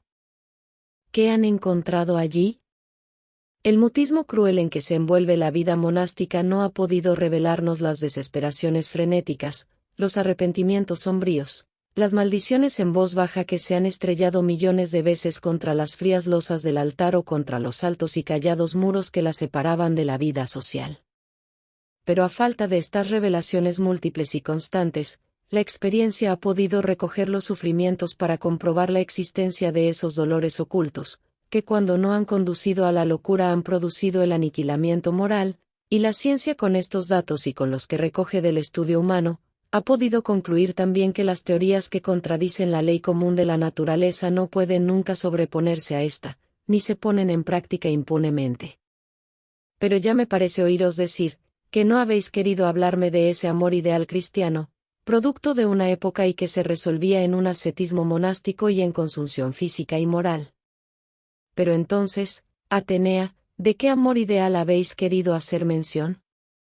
¿Acaso del amor que Platón inventó, como una teoría, y que deriva de él su nombre, de amor platónico? Pero ese amor del alma, casto e inefable, existe como sentimiento, cualquiera que sea la clasificación psicológica que se le atribuya, y como principio. Pero hacer consistir en él toda la aspiración del alma y todo el objeto de la existencia, es una utopía. Se necesitaría no ser humano para creerlo realizable. Precisamente el cristianismo neoplatónico fundó en esta teoría loca su amor místico, y ya vemos que ha extraviado a la humanidad. Pero el cristianismo, al menos, pretendía arrancar las aspiraciones humanas de la tierra, y elevarlas solo a las esperanzas eternas de una vida mejor. Las miradas del enamorado místico debían apartarse para siempre del mundo y fijarse solo en Dios, buscándolo siempre entre las nubes del éxtasis o entre las ficciones de la alucinación. Pero aplicar estas exigencias al amor humano, eso, lo comprenderéis, Atenea, con vuestro altísimo talento, es absurdo porque es imposible. El alma enamorada de un objeto de la tierra, puede vivir soñando mientras que espera, mientras que aguarda. Pero la desesperación no tiene sueños consoladores, y un objeto de la tierra no tiene a su disposición un paraíso más allá de la muerte, para hacer esperar a sus amantes. El amor sin esperanza acaba por convertirse en tóxigo o por desvanecerse. Ahora bien, ¿qué esperanza es esta que es la única eficaz para dar vida al amor? Pues esa esperanza es la misma que alienta el amor místico, la posesión. Solo que en esta es la de los goces eternos con la vida inmortal, y la de aquel, es la posesión del objeto amado. Posesión, perdonadme, no es una palabra indigna, aunque el vocabulario vulgar la haya desnaturalizado. Posesión en el amor, es la conciencia de ser correspondido, y de haber fundido en otra alma los sentimientos de la nuestra. Esto basta para poseer. Pero para producir semejante convicción se hacen indispensables los medios, y estos medios son precisamente los que marcan el límite entre la falsa teoría del amor ideal y la verdadera del amor conforme a la ley humana, a la ley de la naturaleza. En vano se buscará la expresión del amor en otro medio. El origen mismo de él no puede residir más que en los sentidos. Para dejar el estilo nebuloso de la abstracción, supongamos, Atenea, que yo estoy enamorado de una mujer. ¿Quién es esa mujer? ¿Una mujer ideal? Entonces es un sueño poético, y aún así, ese ideal ha tenido su origen en la contemplación de la mujer real. El objeto no es definido, no tiene nombre, no existe, como sujeto en la tierra, es puramente subjetivo. Pero semejante mujer no podría producir un sentimiento que mereciese el nombre de amor. Sería, cuando más, el capricho de un pintor o la fantasía de un poeta. No debemos tomarlo en cuenta. más positivo, aunque pertenezca a la fábula, sería el amor delirante de Pigmalión a su Galatea de mármol. Al fin, era un objeto viviendo fuera de la imaginación. Y la prueba de que la desesperación no puede hacer vivir el amor es que la poesía antigua, filosófica ante todo, fingía que los dioses mismos se habían conmovido ante la pasión terrible del escultor griego, que habían, para satisfacerla, hecho el prodigio de animar la estatua. Últimamente, un joven sabio alemán se enamoró de Cleopatra, pero este amor retrospectivo e imposible, fue una locura, que a lo sumo debe tomar en consideración la arqueología, a la cual produjo algunos resultados. No, semejantes manías son otras tantas aberraciones que no pueden contradecir la ley general. El amor vive de los sentidos, ellos suministran su savia al árbol, ellos soplan el fuego de la hoguera. Sin ellos, el árbol se seca y la llama se extingue. Y no quiero decir que sea necesario que el sensualismo en amor llegue al extremo, no. Basta que él mantenga su influjo físico lo suficiente para atar con él, como un lazo, esa cosa sin la cual todo muere y que se llama la esperanza. Destruid esta, desvanecedla para siempre, arrancadla del alma con la muerte, con la ausencia, con el imposible, y veréis lo que sucede con el alma enamorada, privada así de toda expectativa. O la vida se hace insoportable, o la locura viene a inundarla con sus tinieblas, o se produce en ella una especie de petrificación, peor 1000 veces que el aniquilamiento o que el extravío. Pues bien, Atenea, ¿habéis querido hablar de este amor ideal que no alimenta esperanzas y que no vive de los sentidos? Entonces es imposible. Es un amor absurdo y que no puede comprenderse. Al contrario, habéis querido sacrificar así al amor, que aunque habiendo tenido su origen en la fuente común y alimentándose de la contemplación física, de las miradas, del acento, del contacto, aunque sea leve e insignificante, de la persona amada, no aspira, sin embargo, a la posesión suprema y no funda en ella su felicidad absoluta, entonces ese amor, rigurosamente hablando, no es ideal, será casto, pero es sensual. Los amores castos tienen también una escala infinita de goces puramente sensuales. Desengañaos, inexperta niña, el amor no puede ser más que sensual.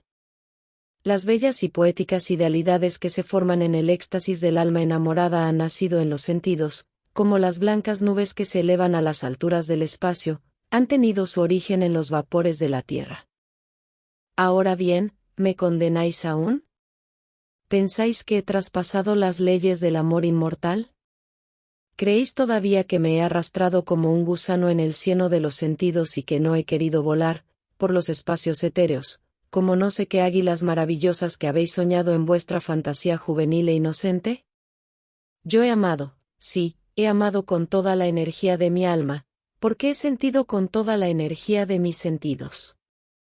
Si he tenido algún privilegio ha sido el de sentir de una manera extrañamente poderosa, lo que organizaciones frías o vulgares no habrían experimentado. Pero también concededme que esto no puede ser una monstruosidad. Solo que unos lo obtienen con exceso, mientras que otros no traspasan ciertos límites que les marca su organización peculiar. También os ruego que me concedáis otra circunstancia atenuante. No todos los seres inspiran un sentimiento igual. Los hay de tal modo privilegiados, que no pueden menos que inspirar pasiones extraordinarias.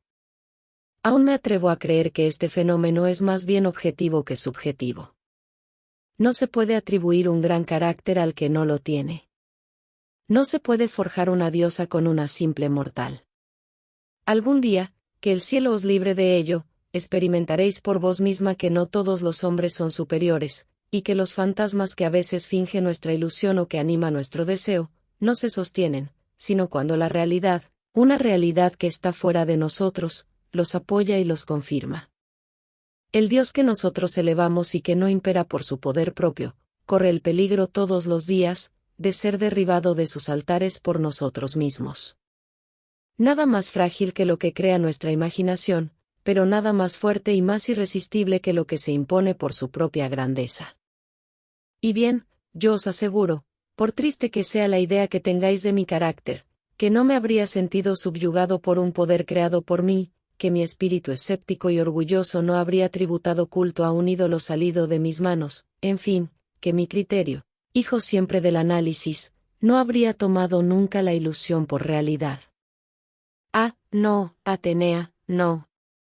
He amado porque era necesario que amase, porque se imponía con todas las fuerzas fatales de la inteligencia extraordinaria, de la hermosura, de la gracia y sobre todo, de la bondad. El Dios existía fuera de mí, e imperaba por su propio prestigio. Ya os referí cómo se apareció en mi camino, cómo luché por sacudir su influencia absorbente, aunque dulce, cómo sufrí y cómo pensé. Pero fue lo ineludible y caí postrado, como un creyente, primero, y como un fanático, después. Viví, de los sentidos, es cierto, pero ¿de qué había de vivir sino de ese amor, incandescido siempre por la intimidad de todos los días, que había llegado a ser para mí el culto y la ocupación exclusiva de la existencia, que me había hecho olvidar de todas las preocupaciones de la vida social, que me había hecho indiferentes las aspiraciones de la política, las comodidades del bienestar, incluso de los goces de la gloria misma, que había matado en mí la previsión, que en la embriaguez de mi felicidad había tomado de mi pensamiento la idea de la muerte? Ella, la implacable y la inesperada, pudo solo volverme a la realidad. Ved pues, si no he vivido años enteros en el mundo ideal, a que me habían elevado los sentidos. Ellos solos no hubieran podido sumergirme en ese océano azul y luminoso que cubría con sus ondas la vida entera y cuyas playas confinaban con el infinito inmenso de la eternidad. Fue amor del alma ese, amor que no se disipa, que vive en las ideas y que se arranca con la vida. ¿Concederéis ahora que fue un amor ideal? Pero amor ideal que nació en los sentidos, que creció bajo su influjo, que allí desarrolló sus alas para volar a regiones superiores, y que si hoy me mata no es porque no sueñe a veces con esperanzas eternas, sino porque siendo para mi espíritu, como aire vital, faltándole aquí en la tierra, mi espíritu se asfixia y aletea agonizante. Ya sabéis, ahora, cómo ha sido sensual esta pasión de mi vida. Ya sabéis ahora cómo ha dependido de mí el dejar algo a las esperanzas inmortales, cómo se comprende y se siente el amor en la tierra, aun por las almas soñadoras como la mía. Toca después a la experiencia enseñaros la verdad de mi teoría, y toca a vuestro propio corazón el confirmarla. No lo deseo, por vos misma. Querría que pudierais sustraeros a esa ley irresistible, porque os ahorraríais un mundo de dolores, de inquietudes y tal vez de desesperación. Tenéis un alma poética y elevada. Sufriríais mucho. En amor el talento se convierte en una corona de espinas que desgarra el corazón. Da la felicidad, felicidad única, pero en cambio, ¿qué cáliz hace beber si se disipa como un sueño? Ese veneno es superior en amargura, al sabor inefable del néctar que no hace más que tocar los labios. Quedad libre de semejante peligro, soñad, sed dichosa, y no me condenéis. Al contrario, compadecedme.